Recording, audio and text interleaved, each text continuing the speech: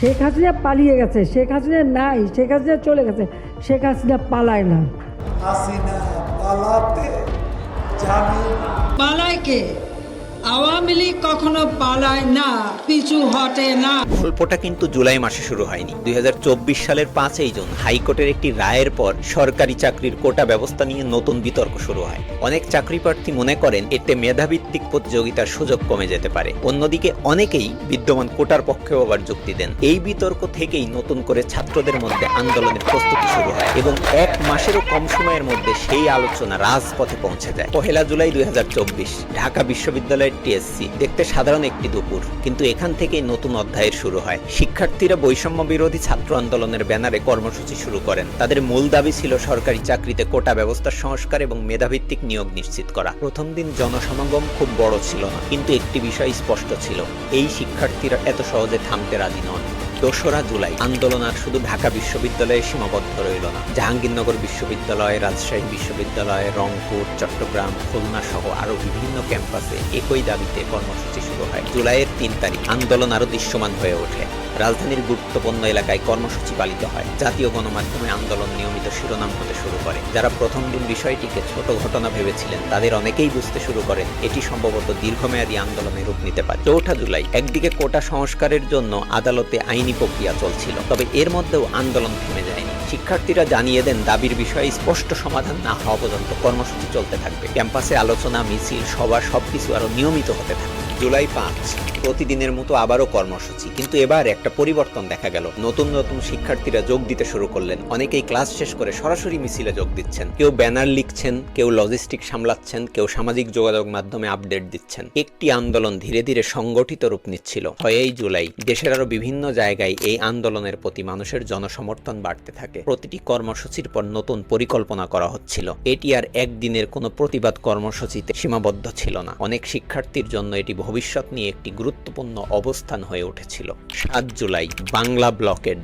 এই একটি শব্দ পুরো দেশের নজর কেড়ে নেয়। রাজধানীর গুরুত্বপূর্ণ সড়ক সহ বিভিন্ন স্থানে অবরোধ হয়, যান চলাচল ব্যাহত হয়। টেলিভিশনের live, Facebook live, online news সবখানেই এই একটি খবর, বাংলাদেশের ছাত্রদের নতুন আন্দোলন।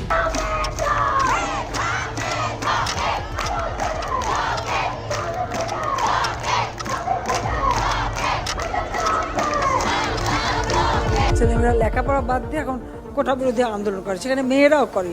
এখানে আমার একটা প্রশ্ন আছে, যারা এর আগে কোটা বিরোধী আন্দোলন করেছিল তারা যে পাবলিক সার্ভিস কমিশনে কতজন পরীক্ষা দিয়েছিল আর কতজন পাস করেছে সেই হিসাবটা একটু বের করা দরকার। তারা দেখাক যে পরীক্ষা দিয়ে তারা বেশি পাস করেছিল, মেয়েরা বেশি পাস করে বেশি চাকরি পেয়েছে কিনা, সেটা আগে তারা প্রমাণ করুক।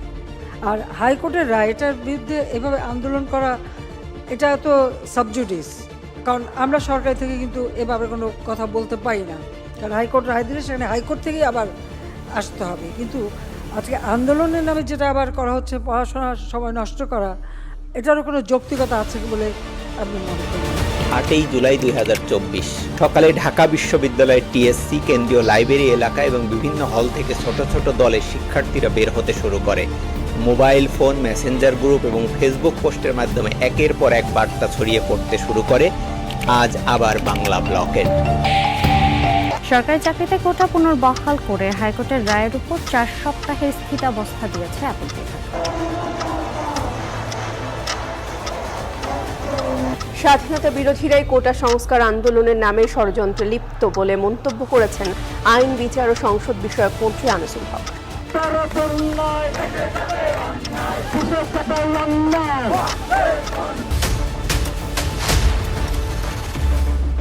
আগামীকাল বিকাল 4টায় সারা দেশের সকল ক্যাম্পাসে বিক্ষোভ মিছিল ও সমাবেশ অনুষ্ঠিত হবে।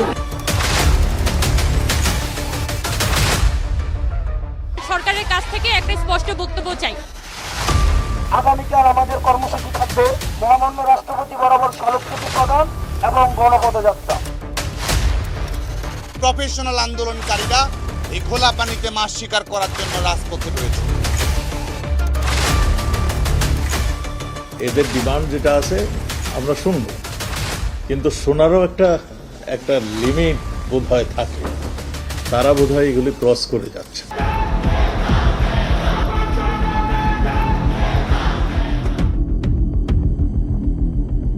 শিক্ষার্থীরা এটাকে তাদের জন্য যৌক্তিক দাবি হিসাবে গ্রহণ করতেছে।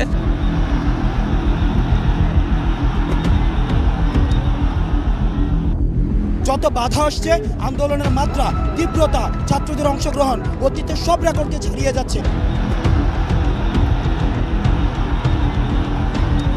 24 ঘন্টার মধ্যে একটা দৃশ্যমান পদক্ষেপ নেওয়া হোক এবং আমাদের সাথে আমাদের যে দাবি, সেই দাবি পূরণ করা হোক। মুক্তিযোদ্ধার সন্তান নাতিপুতিরা কেউ মেধাবী নেই, যত রাজাকারের বাচ্চারা নাতিপুতি হলো মেধাবী, তাই না?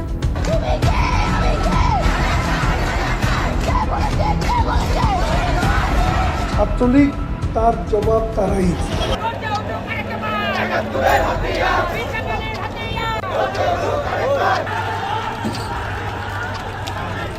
যে বাড়াবাড়ি তারা করছে আমাদের কাছে সুস্পষ্টভাবে ছাত্রলীগের পক্ষ থেকে আমরা বলছি তারা সীমা লঙ্ঘন করেছে, এবং সীমা লঙ্ঘনকারীদের কিভাবে রাজনৈতিকভাবে মোকাবেলা করতে হয় ছাত্রলীগের সেই শিক্ষা জানা রয়েছে।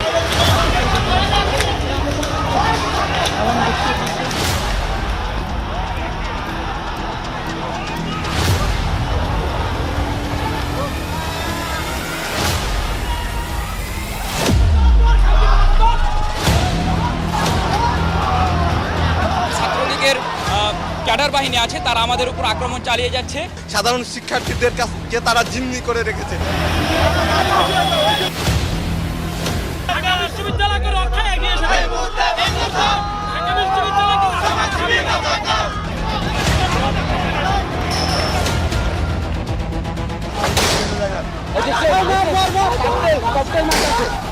আজকের যে হামলা, সে হামলা এবং প্রধানমন্ত্রীর বক্তব্যের প্রত্যাহার এবং আমাদের যে এক দফা দাবি কোটা সংস্কার, তার দাবিতে আগামীকাল বিকাল 3টায় সারা দেশের সকল ক্যাম্পাসে বিক্ষোভ মিছিল এবং সমাবেশ অনুষ্ঠিত হবে। নিজেদের রাজাকার বলতে তাদের লজ্জা হয় না। এটা কোন দেশে আমরা আছি? এরা কি চেতনায় বিশ্বাস করে, কি শিক্ষা তারা নিল?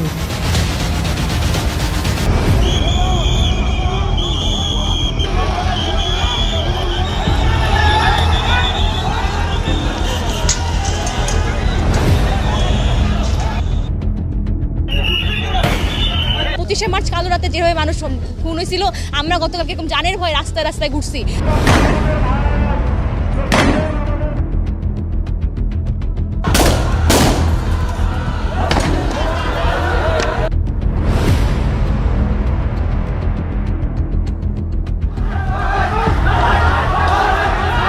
আমাদের মেডিকেলে অধিকাংশ স্টুডেন্ট হচ্ছে মেয়ে, তাদেরকে পর্যন্ত মারতে তারা ছাড়ে নাই।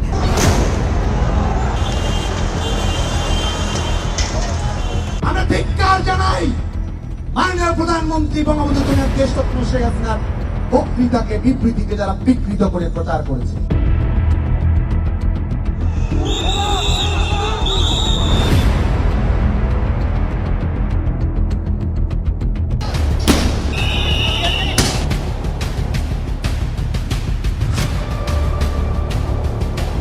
আপনজন হারাবার বেদনা যে কত কষ্টের, তা আমার থেকে আর কে বেশি জানে।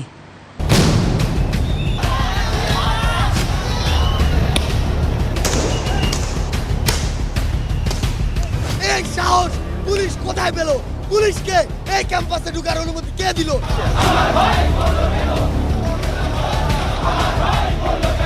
জানাজার পর আমরা চলে যাচ্ছি না, তাহলে আমাদের উপর কেন অ্যাটাক করা হইলো? এই আক্রমণের জবাবদিহিতা কে দিবে? আমি দ্ব্যর্থহীনভাবে ঘোষণা করছি, যারা হত্যাকাণ্ড, লুটপাট ও সন্ত্রাসী কর্মকাণ্ড চালিয়েছে, এরা যেই হোক না কেন, তারা যেন উপযুক্ত শাস্তি পায়, সে ব্যবস্থা নেওয়া হবে। সর্বোচ্চ আদালতের রায় আসা পর্যন্ত ধৈর্য ধরে অপেক্ষা করার জন্য আমি সকলকে বিশেষভাবে অনুরোধ জানাচ্ছি। আন্দোলনের সঙ্গে শিক্ষার্থীরা সরাসরি জড়িত, আমরা এই আন্দোলনের সঙ্গে কখনোই সরাসরি জড়িত নই।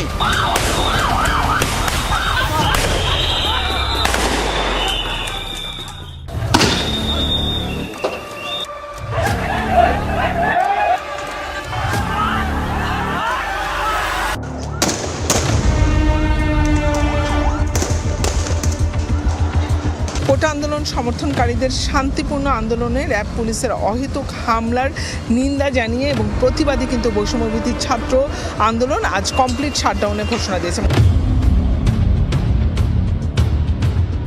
তারা যখনই বসতে রাজি হবে, এটা যদি আজকে হয় আজকেই আমরা বসতে রাজি আছি।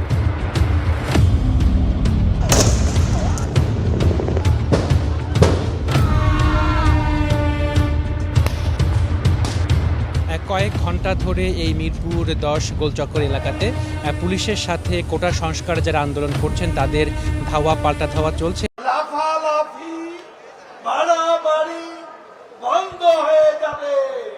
আওয়ামী লীগ যখন খেলার মতো খেলতে নামবে তখন আপনাদের পালাবার পথ থাকবে।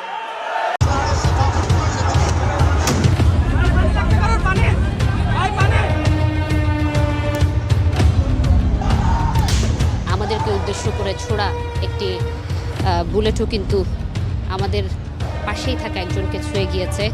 এই যে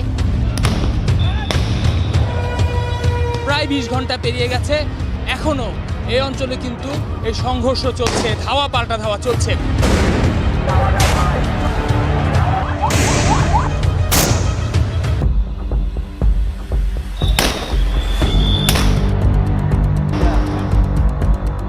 হাসিনা পালিয়েছে, বিশ্বাস করেন হাসিনা পালাতে জানে।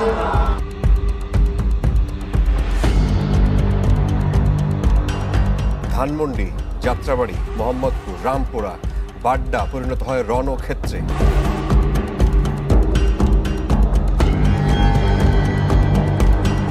আমরা ইন্টারনেট বন্ধ করিনি, ইন্টারনেট বন্ধ হয়ে গেছে। এটা অবশ্যই কারফিউ এবং এখানে শুটার সাইটও আছে।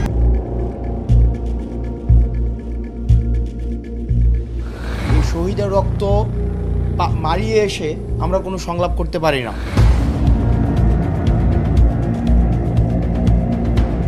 বিভিন্ন সরকারি স্থাপনা, সেতু ভবন, দুর্যোগ ব্যবস্থাপনা, স্বাস্থ্য অধিদপ্তর সহ গুরুত্বপূর্ণ প্রতিষ্ঠানে হামলা চালানো হয়, দেয়া হয় আগুন।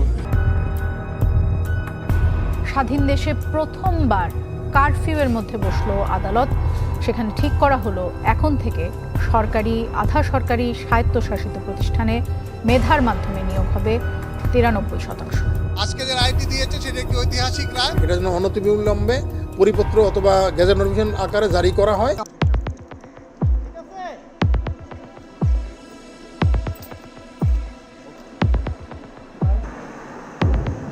মহামান্য আদালত যে রায়টি দিয়েছেন এটিতে আমাদের কোনো প্রতিক্রিয়া নেই।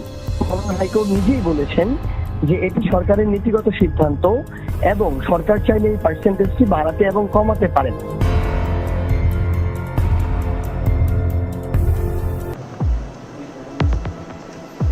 এখানে হাসপাতালও ঠিকমতো থাকতে পারছি না।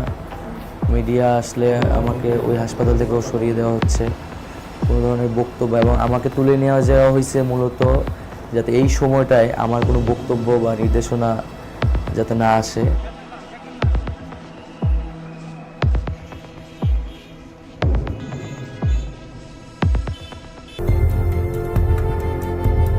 ক্যাম্পাস খুলে দেওয়া, ইন্টারনেট খুলে দেওয়া, নিরাপত্তা নিশ্চিত করা এবং কারফিউ উইথড্র করা, 48 ঘন্টার মধ্যে আমরা এই পদক্ষেপগুলো দেখতে চাই। কাউকে ছাড় দেওয়া হবে না। প্রতিটি অপরাধজনক কর্মকাণ্ডের পাই পাই করে তাদের হিসাব দিতে হবে। আমাদের বাইরের খোঁজ না পাওয়া পর্যন্ত প্রয়োজন আমাদেরকেও গুম করে নিয়ে যান। আমরা কেন বাইরে থেকে কান্না করব? আমাদের বাইরে কি ক্যাম্পাসে? শেখ হাসিনা পালিয়ে গেছে, শেখ হাসিনা নাই, শেখ হাসিনা চলে গেছে, শেখ হাসিনা পালায় না। আপিল বিভাগের রায়ের একটা কমা, দাড়ি, কমা, সেমিকোলন বদলানোর ক্ষমতা আমাদের নাই।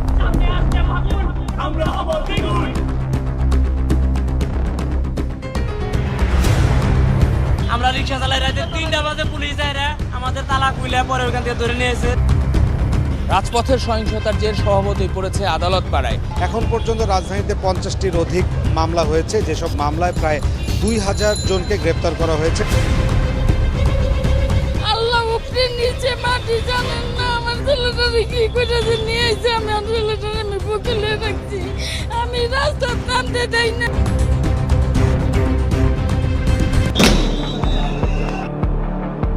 তারা এখনো ঘাপটি মেরে বসে আছে।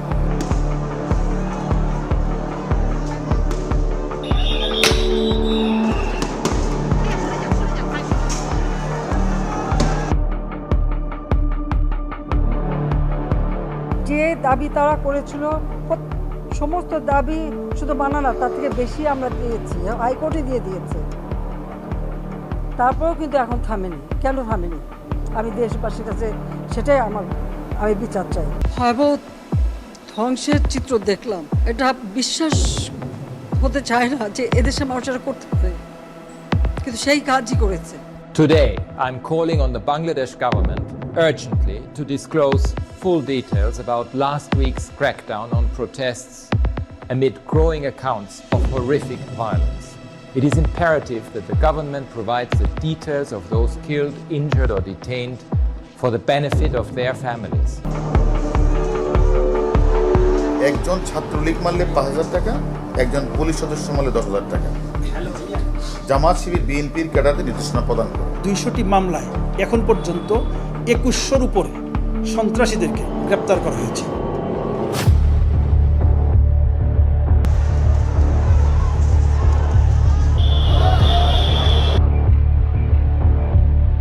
নাহিদ ইসলাম সহ বৈষম্য বিরোধী ছাত্র আন্দোলনের ৩ সমন্বয়ককে রাজধানীর গণস্বাস্থ্যনগর হাসপাতাল থেকে তুলে নেওয়ার অভিযোগ উঠেছে।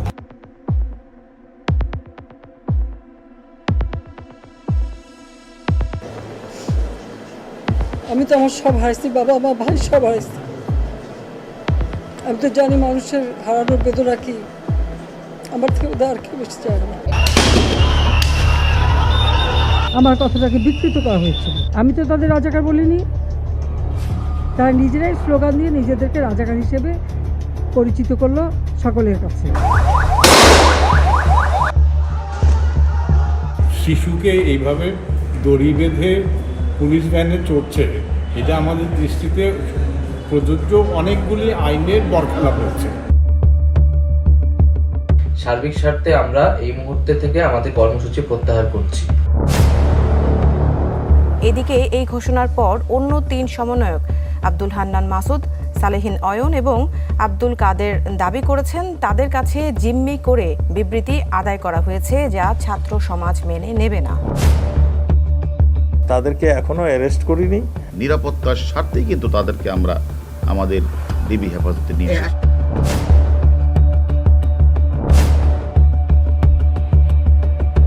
চোদ্দ দলের এই সভায় সর্বসম্মতিক্রমে সিদ্ধান্ত হয় জামাত শিবির গোষ্ঠীর অপশক্তি রাজনীতি নিষিদ্ধ করা।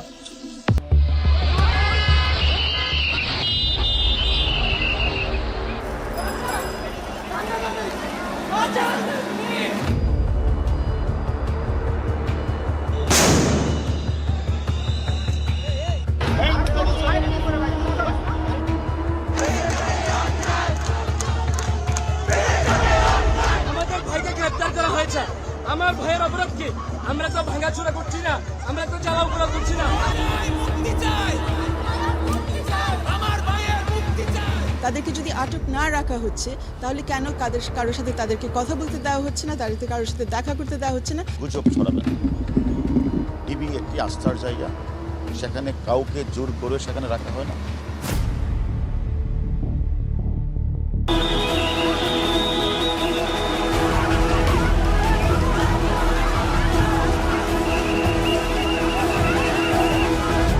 ঢাকা মহানগর পুলিশের অতিরিক্ত কমিশনার হারুনুর রশিদকে গোয়েন্দা বিভাগের দায়িত্ব থেকে বদলি করা হয়েছে। কোনো আন্দোলনকারীর উপর গুলি চালানোর নির্দেশনা আইন শৃঙ্খলা বাহিনীকে কখনো দেওয়া হয়নি।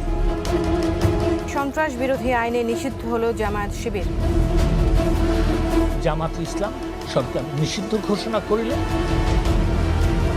জাতিসংঘকে আমি আবেদন করেছি যে তারা তাদের বিশেষজ্ঞ পাঠান, কারণ আমি চাই এই ঘটনাগুলি সুষ্ঠু তদন্ত, সে যেই দায়ী থাকে তার বিরুদ্ধে ব্যবস্থা নিতে হবে।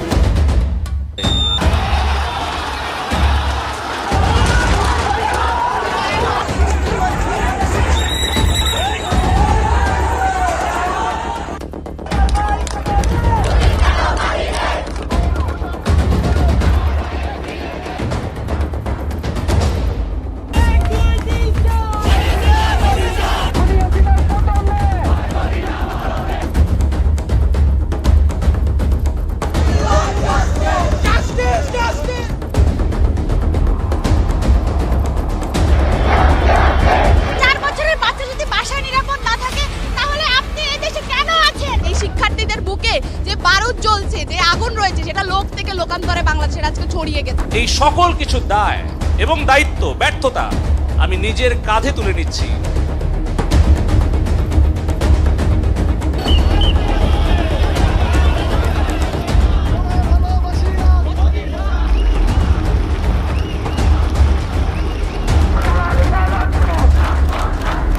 গণভবনের দরজা খোলা, যখনই এই আন্দোলনকারীরা কথা বলতে চায়, আলোচনা করে সমাধান করতে চায়, আমি তাদের সাথে নিজেই বসতে রাজি। এতগুলি প্রাণ যেহেতু গেছেই, এখন তো আর আমরা শুধুমাত্র কোটা সংস্কারে সীমাবদ্ধ থাকবো না।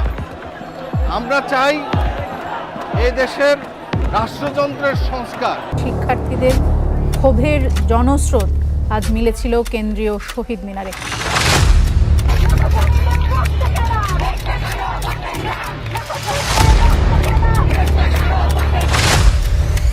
যারা আমাদের রক্ষক, তারাই যদি আমাদের বুকে গুলি করে, তাহলে আমরা যাবো কোথায়?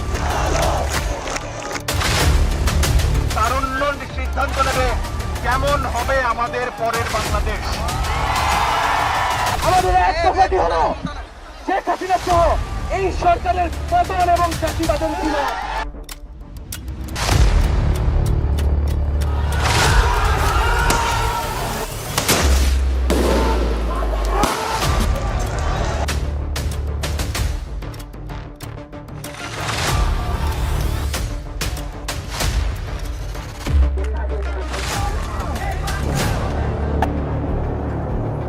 শিক্ষার্থীদের অসহযোগ আন্দোলনে আবারও এক রক্তাক্ত আগস্টের সাক্ষী হলো বাংলাদেশ।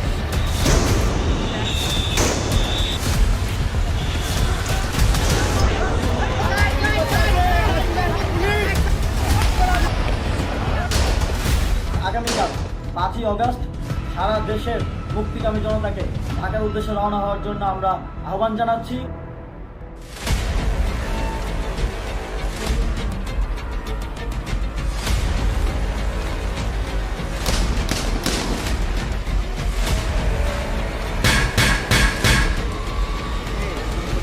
গণ অভ্যুত্থানে পতন হলো শেখ হাসিনা সরকারের।